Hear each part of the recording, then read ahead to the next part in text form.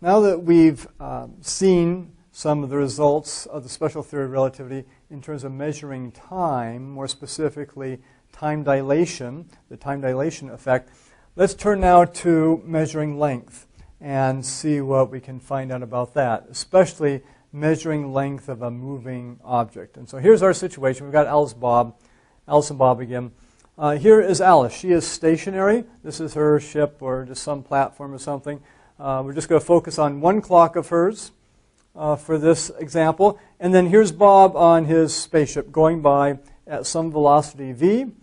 We've drawn a number of clocks for him just to remind ourselves that actually in all the things we're doing, we always have that lattice or grid of clocks all synchronized. So in Bob or Alice's frame of reference. So all Bob's clocks are synchronized. He thinks they're in good working order. Alice, we're just showing one clock for her, but she'd have a whole lattice of clocks as well, and they would be synchronized for her.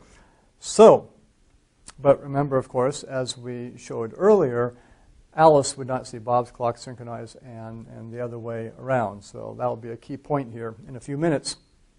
But let's get back to the example. So Bob's going to fly by here at some velocity v, and Alice is going to measure the length of Bob's ship as he goes by. And so to do that, when the front of his ship reaches her clock here, she'll take a photograph. It's our photograph principle again. And she'll see the time on her clock. We'll call that T sub A1. In other words, Alice's clock, time 1. And the photograph will also include the time on Bob's leading clock here, TB1. TA1 and TB1. And then that's the first snapshot. Bob's spaceship travels on. And then when the end of Bob's spaceship reaches that point, another photograph will be taken. By that time, Alice's clock will be at T sub A2, okay, her clock at time 2. And Bob's clock will have some TB2 on it as well, time T, B, number 2 there. So how then does Alice get the result for the length of Bob's ship? Well, it's simply, we know that it's going to be essentially the distance traveled here. We know Bob is traveling at a constant velocity v. That's what Alice sees him doing. He will travel a certain distance in that amount of time, represented by essentially the end of her ship coming to this point here. And so that will be the length of his ship as, start the clock here, wait until you see the end of the ship go by, stop the clock as we did right here in our second snapshot. So TA2 there, and it's very simply, you take the velocity of the ship and multiply by the elapsed time between the beginning, the time you see the beginning of the ship, the front of the ship, and the back end of the ship. So Alice will say, okay, I've got a result. And the result is the velocity times the time difference, T sub A2 minus T sub A1, just the elapsed time between those 2 points on her clock. So T sub A2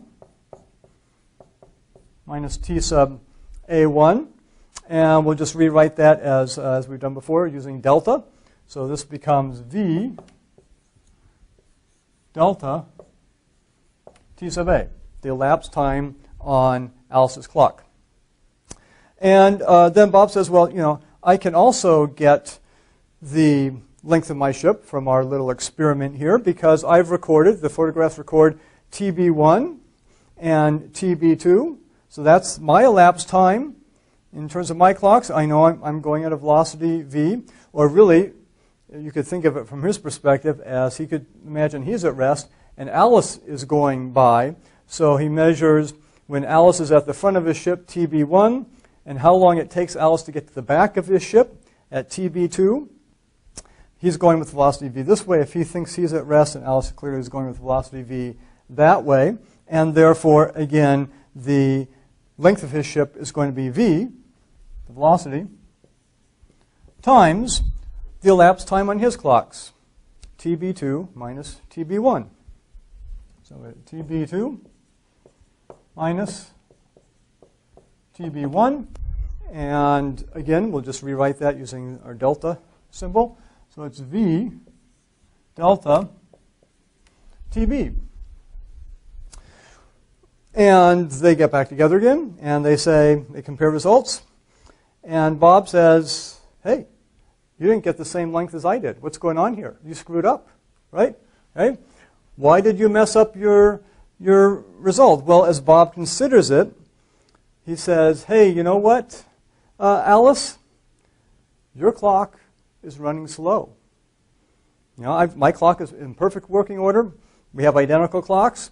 But remember, from our time dilation effect, moving clocks run slow. And so from Bob's perspective, he's at rest. Alice is actually moving that way compared to him. And he compares the ticking of her clock to the ticking of his clocks, the elapsed time. He says, Alice, your clock is off.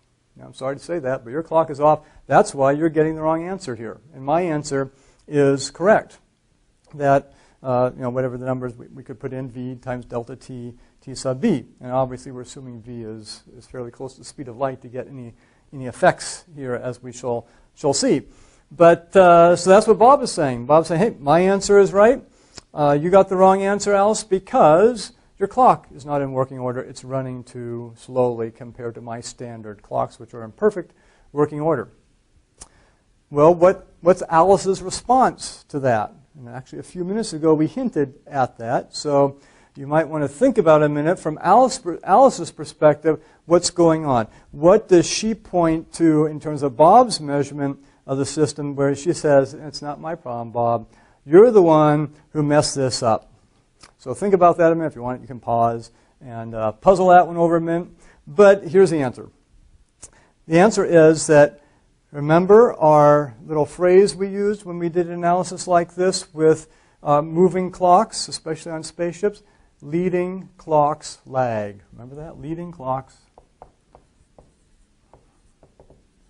Leading clocks lag.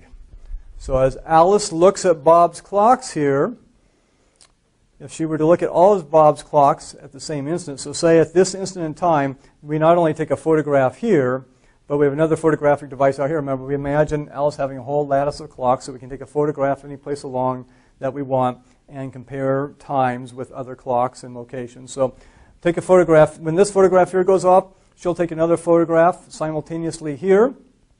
What will she see on this clock of Bob's? Well, Bob's clocks are moving toward her like this, past her like this. As we showed previously, leading clocks lag. She will see this clock behind this clock here. And therefore, she'll say, Bob, your clocks aren't synchronized. Notice that in Bob's measurement, he has to use two clocks. Alice is only using one clock. Bob is passing by her like that. To measure his own length, Bob has to use this clock and that clock for the length of his spaceship. And Alice is saying, I'm sorry to say, Bob, but your front clock here is not synchronized with your back clock. In fact, it lags by a certain amount. So that when this clock here, when this photograph is taken, this clock is actually further on in time at that point. And that's why you got the wrong answer. My answer is correct. So, what's going on here more quantitatively? Okay, so both of them are complaining about the other's results. And basically, in a sense, they're both right. But again, it's the relativity of simultaneity in terms of synchronized clocks, the relativity of timekeeping with time dilation, which we'll get to here in just a second, and as we'll see, the relativity of measuring length when things are moving. So here are the two results we got. Okay, Alice is getting this result, Bob is getting this result. They would turn out to be different answers if we looked at them. And the reason they're getting different answers we just explained. Again, Bob is saying, hey, Alice, your clock is running too slow. And Alice is saying, Bob, your clocks aren't even synchronized, so why even bothering to make these measurements? So let's look at these results a little bit further, because we now can apply. And, well, let's see where we're going to do this. Let's just remind ourselves up here for a second. Remember our time dilation result. And our time dilation result, from Bob's perspective now, he would say, in the elapsed time for Alice is 1 over gamma his elapsed time. Because from his perspective, so for Bob, From his perspective, Alice is moving. So let's start with that. So as he analyzes Alice's result here, I guess we will need some more room here. So you have the pictures, and I forgot to mention, but it should be obvious. The handout has this diagram on that, so you don't have to redo it. In this case, we just have this one, or really two diagrams here, not too bad to reproduce those. But let's look at then these results here. Okay, so we get LB. This is Alice's result for the length of Bob's ship. LB Alice, we said, was V delta TA. But Bob is saying, that delta TA, that time difference, is actually 1 over gamma delta TB. So this becomes V times 1 over gamma delta TB. In other words, remember Bob says, Alice, your clock is running too slowly. Therefore, the elapsed time will be less. Remember, gamma is greater than 1. So from Bob's perspective, this is his explanation for why Alice's clock is running too slowly. It's running too slowly by a factor of 1 over gamma. So we put that in here. But look what we get from this. We just rearrange the terms. We'll have 1 over gamma in front. Let's put that in front and move the V over this way. V delta T B, but V delta TB is the length of Bob's ship from Bob's perspective. So this becomes 1 over gamma LB Bob. And now we have a nice little equation. So we'll write this down here. LB Alice equals 1 over gamma LB Bob. So now we have a nice little equation for measuring the length of a moving object in terms of the different lengths different observers will get. Bob gets a certain length LB for his ship, and as far as he's concerned, he's at rest. So he can just lay out his ruler there and measure it if he has to. Alice, though, as she sees Bob's ship flying by and trying to do the measurement with her clock and her knowledge of Bob's velocity, gets a result that's 1 over gamma Bob's result. Now remember, gamma is greater than 1 here, so her length is going to be less than Bob's length. Earlier we didn't specify that because we couldn't necessarily tell just from the results there which one was less and which one was more. We could see they were different. Could analyze that. But here's the quantitatively how they're different. That when Alice measures Bob's moving spaceship, the length of it, she'll get a result that's 1 over gamma times the length of whatever Bob gets just from being his own spaceship at rest as far as he's concerned. And note that we can actually see a similarity here between our time dilation equation and this is known as length contraction. Length contraction.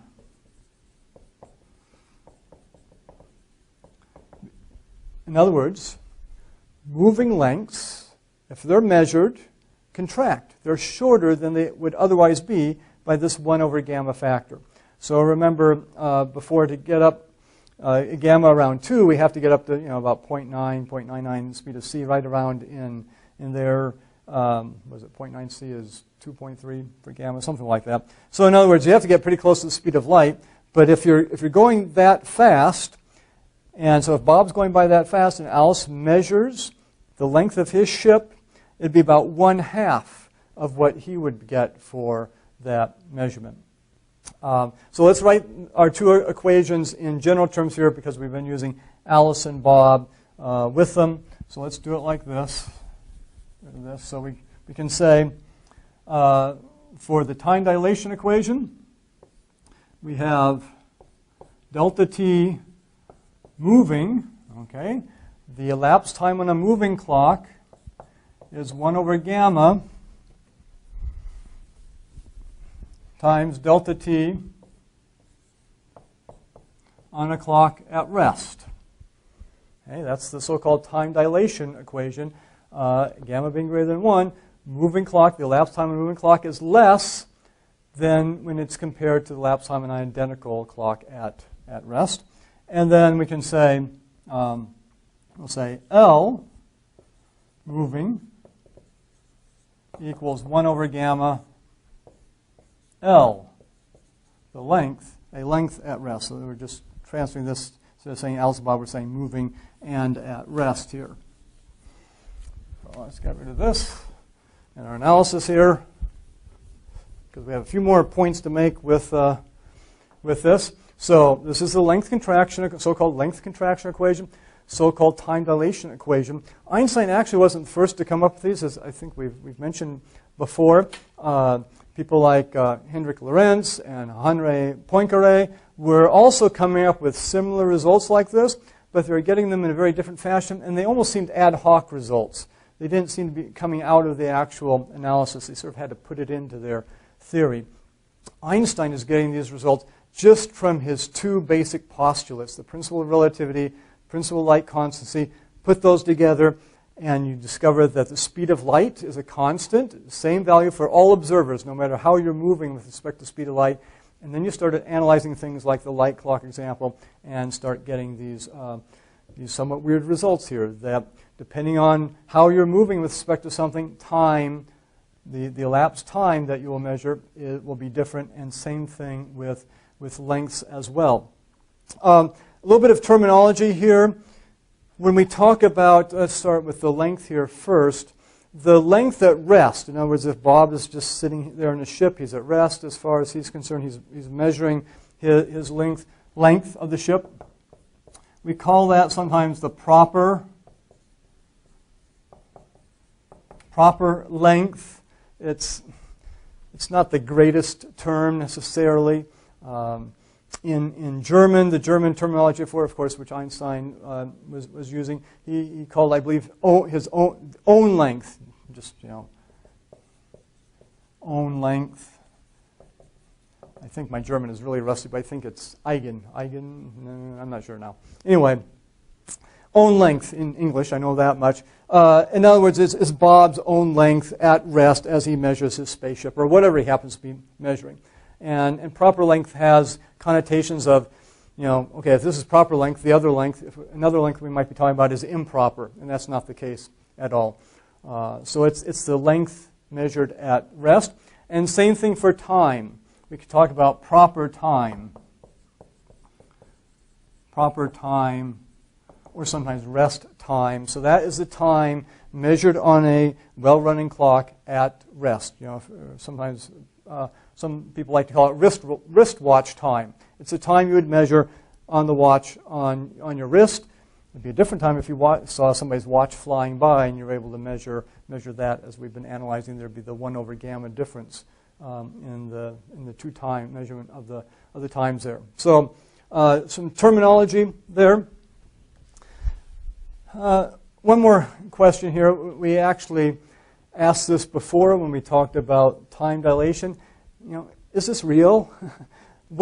As Bob's ship goes by, what does Alice actually see? Right? Well, here's where we have to go back to the distinction we made early on in terms of observing something versus perhaps seeing something. And we defined observation using our photo principle, that an observation meant we had this imaginary grid or lattice of clocks, and at any given point we wanted to fix something, that something happened at that instant in time and space. We could take a photograph there, the clock would show it, all the clocks are synchronized in our frame, and we'd be able to specify the time and location in our frame of reference, and that's what we meant by observing something. The reason it's important is that if you talk about seeing something, then technically you have to think about, okay, if it's happening over there someplace, even though I have my grid of clocks and I can take a photograph out there and get the time, look at the photograph later, know what the time was and the location was. To see that actual event, I have to have light coming from it. Say it's a flash of light over there. I have to have the light coming from it back to my eyes, of course. There's a delay involved, and different things can happen if you have that delay, especially if you have an object moving past you.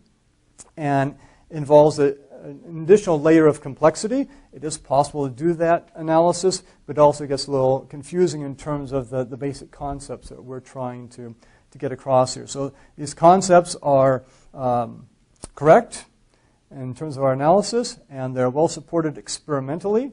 And if we talk about an observation being made in terms of our lattice of clocks and our photo principle, yes, it is absolutely true that a clock at rest will keep different time compared to a clock that you see moving along, and the length of something at rest will, if you put that in motion and then watch it go by, you will actually measure a different length for that. A little later on in the course, maybe almost the last week, next to last week or the last week, we'll look at this in a little more detail, because again, you can ask, do things really compress like that? If Bob is riding in his spaceship, does he sort of feel all of a sudden all sort of compressed? And you could also ask, well, what if there are multiple observers watching Bob, who maybe one of them is at rest, so he's going by at v, another one is going at half v, so he sees Bob at different velocity. Does Bob feel different types of length contraction?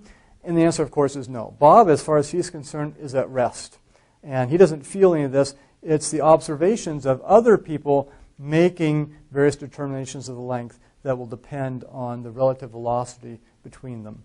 But for now, we just have to focus on what we've got so far, our two big equations here, time dilation and length contraction. Again, elapsed time on a moving clock will be less than the elapsed time on an identical clock at rest by this 1 over gamma factor. And the measurement of a length will be less if you measure it while it's moving by the 1 over gamma factor versus if you measure it when you're at rest.